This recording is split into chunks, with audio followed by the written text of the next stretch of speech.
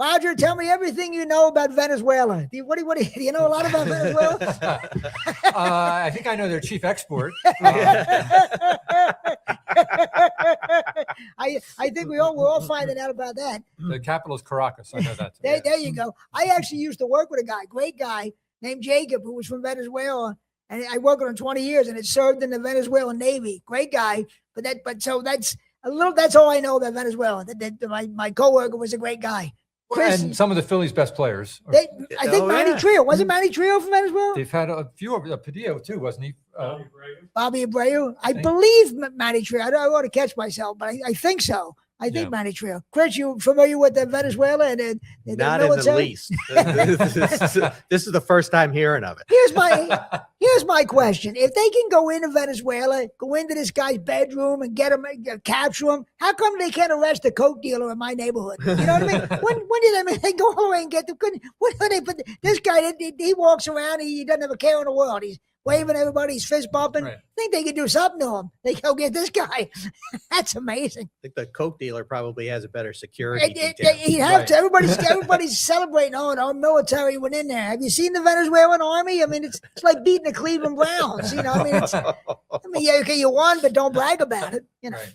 And I feel sorry for Maduro though, because it's not bad enough to get arrested. You get arrested with your wife, so the whole time you're going to be getting nagged to death the whole time when you're getting prodded. That's the hard part of it. I mean, if you're going to at least Pop Daddy went by himself. They didn't take his wife with him. Yeah, but then he'll get solitary. He's praying for solitary. He's praying for some kind of confinement away from the wife. That's for sure.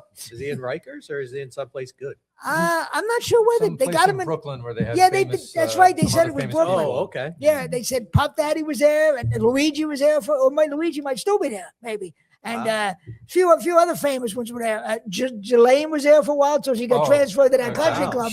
She's moving on up to the. She got the country club. I always said with Jelaine, crime doesn't pay unless you have pictures on famous people having sex. Then crime pays. Yep. With Jelaine. That's right.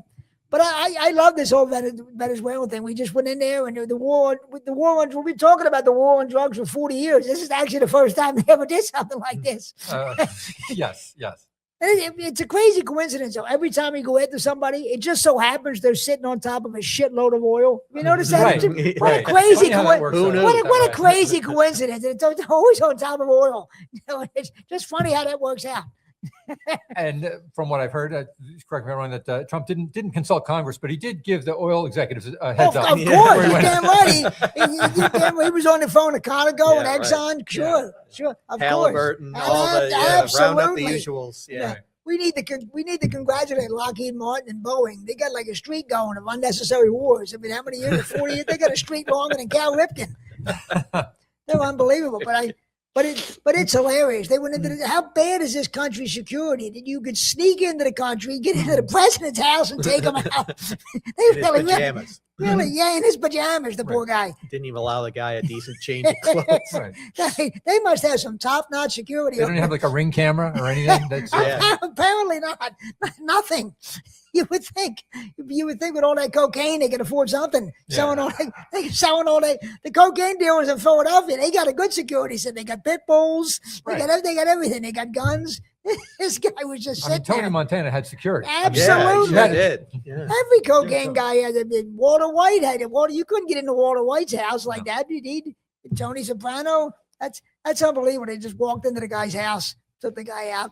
But they did give a little more due process, if you will, to Maduro than they do to the people on the boats. Absolutely.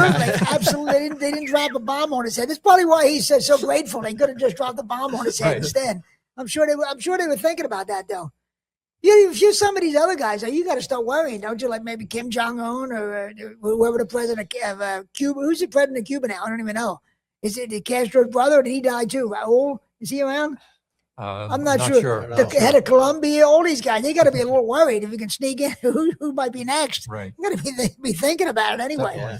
But Venezuela, I mean, I was terrible at geography anyway, so I don't even know. I didn't even know Venezuela was in our hemisphere until I watched the news on Saturday. Oh wow, really? Okay, judging what I know about Venezuela. So we'll keep you posted because I know all of our young fans out there were really worried about Venezuela. There's 14 or 15 people looking in tonight. very, very obsessed with Venezuela. Yeah, we'll see what happens to him and his wife. My guess is they'll be on Dancing with the Stars within another year and a half. Him and his wife both. They'll Right. Dancing with the Stars, or they'll be doing a podcast. Maybe I'll get him on here. That'd be awesome to get Maduro on here. That'd be pretty cool. My favorite was that he said the vice president is good who's taking over Venezuela. She's willing to go along with everything we say. Then she's holding a press conference denouncing him 5 minutes later. Yeah, She was like Marjorie Taylor Greene. Right. She turned on him quick. Flipped on him. Yeah. He turned on him quick. Well, we'll get back to Venezuela in a future episode. Well, I think someone said that Trump, thought that he was going to go along with the vice president, but then she, as you said, she turned on him a little bit, and she's not blonde, so Trump really didn't want to support her. As soon as he saw she wasn't blonde, he had no time for her. He said she's like his wife. He had no time for her because she wasn't blonde. It's America's stupidest podcast. Think NPR for dummies. This is the McGonigal Podcast.